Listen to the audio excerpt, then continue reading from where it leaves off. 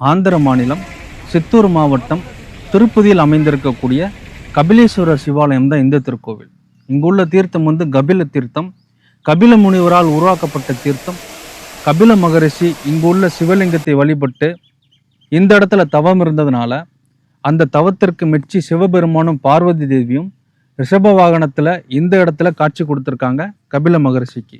கபில மகரிஷியால் உருவாக்கப்பட்ட சிவபெருமானின் சிலையானது இந்த திருக்கோவில் அமைந்திருக்கு.